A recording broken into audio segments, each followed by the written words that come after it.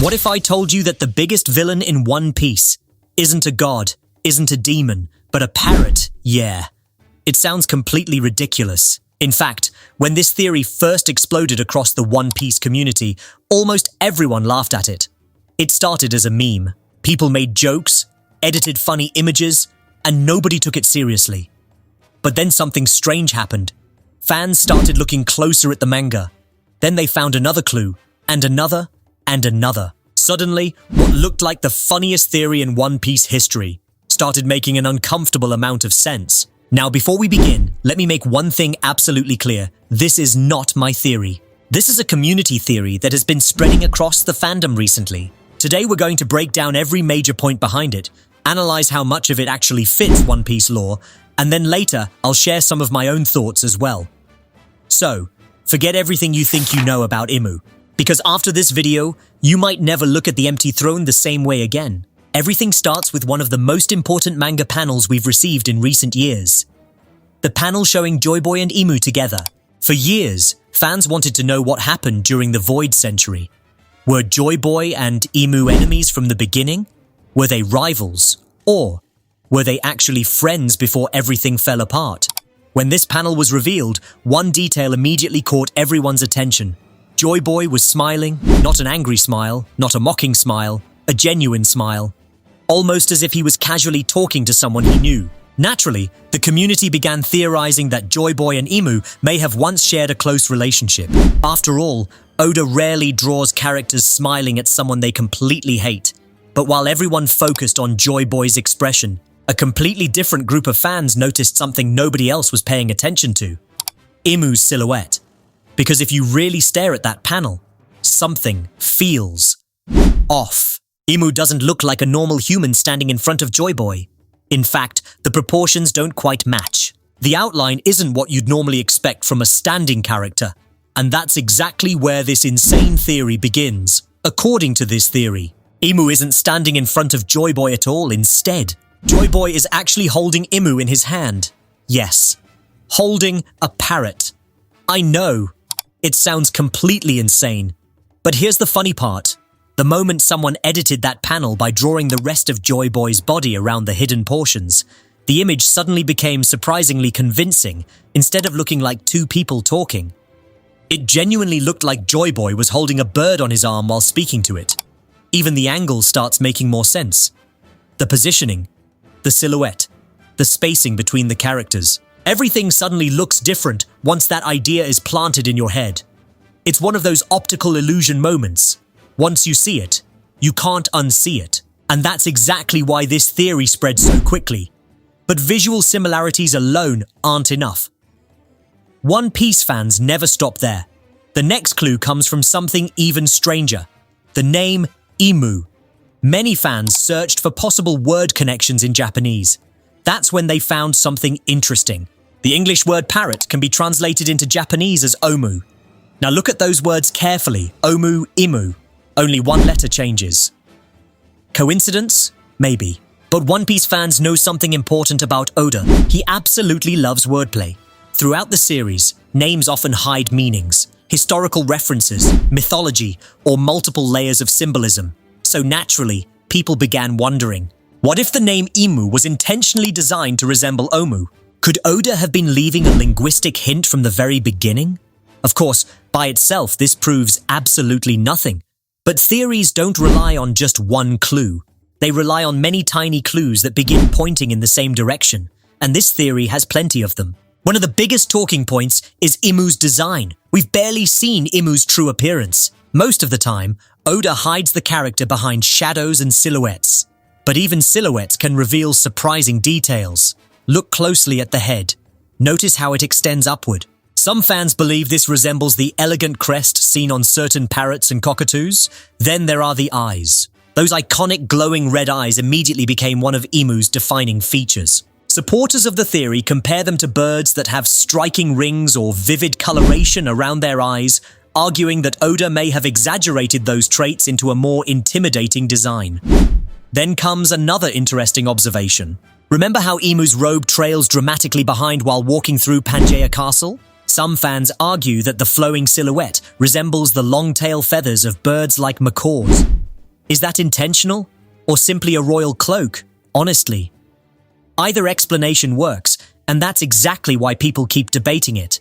Because Oda often designs characters with inspirations that aren't obvious until much later. Just think about how many Zoan users looked ordinary before their true powers were revealed. Could Imu's silhouette be hiding something similar? Or are fans connecting dots that were never meant to be connected? At this point, the theory could still go either way, but we're only getting started. Because the next set of clues doesn't come from Imu's appearance. It comes from symbolism hidden throughout the world of One Piece itself. But before we go any further, let's ask a simple question. Why a bird? At first glance, it sounds random. But when you start looking at One Piece as a whole, birds appear far more often than most fans realize. Throughout history, birds have represented freedom. And if there's one word that defines One Piece more than any other, it's freedom. Luffy's dream is freedom. Pirates sail the seas in search of freedom. Even the series itself constantly asks what it truly means to be free. Now think about the opposite. If birds symbolize freedom, then what happens when you lock one inside a cage? That freedom disappears. And that brings us to one of the most interesting symbolic connections in this theory. Imu rules the world from the top of Merry Joys, a place built on control, hierarchy, and absolute authority. Meanwhile, Doflamingo's birdcage literally trapped an entire country inside an invisible prison. Was that just a cool ability? Or was Oda subtly connecting celestial dragons with the imagery of caged birds? Of course, that's speculation. But symbolism has always been one of Oda's strongest storytelling tools. Now let's move to another point that fans have been discussing. Imu doesn't speak very often. Whenever we've seen Imu talk in the manga, the dialogue is surprisingly short. Names like Lily, Vivi, Joyboy, and Teach stand out because they're delivered with very few words. Some fans jokingly compare this to how parrots mimic short phrases they've heard. Is that actual evidence? Not really, but it does add another funny layer to the theory, which is exactly why it became so popular in the community. Now here's where things become much more interesting. We've already seen in One Piece that animals can gain human intelligence through devil fruits. The biggest example is Chopper. He's a reindeer who ate the human fruit and became capable of speech, reasoning, and even practicing medicine. We've also seen objects eat devil fruits, proving that the rules of the One Piece world are far more flexible than they first appear. So here's the question. If a reindeer can become human, why couldn't a bird gain an even more powerful transformation? Imagine, purely as a theory, that Imu was once an ordinary bird who consumed an incredibly rare mythical zoan. Over centuries, with the help of the Ope Ope no Mi's immortality surgery, that being could eventually become the mysterious ruler who now sits above the empty throne. Again, this isn't supported by the manga, but it also isn't impossible within the rules Oda has established.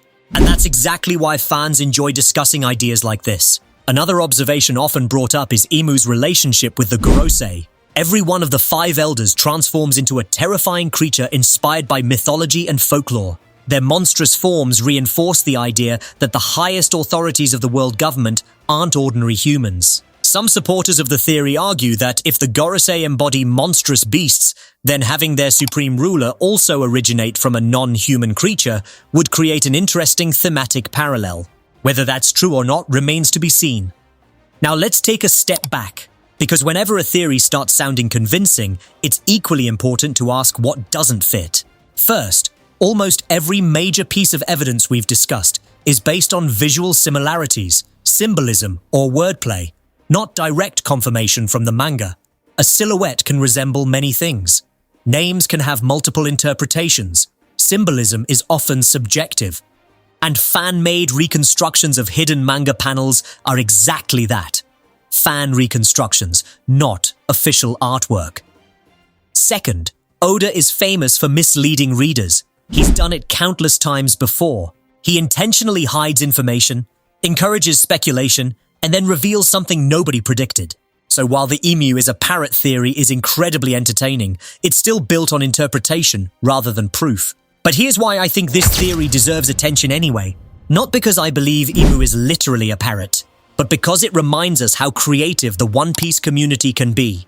One tiny panel, one unusual silhouette, a few pieces of symbolism, some Japanese wordplay, and suddenly thousands of fans around the world are debating an idea that nobody would have imagined just weeks earlier. That's one of the greatest things about following One Piece. Every chapter becomes a puzzle, every detail becomes a clue, and every fan sees something different. Personally, I don't think the strongest part of this theory is that Imu might be a bird. The strongest part is that it forces us to look at Imu's design from a completely different perspective. Maybe Oda really did take inspiration from birds when designing Imu's silhouette. Maybe the similarities are entirely coincidental. Or maybe we're all overthinking one of Oda's biggest mysteries. With Oda, all three possibilities are equally believable. And honestly, that's what makes theorizing so much fun. So now I want to hear from you. Do you think this is just one of the funniest memes the One Piece community has ever created?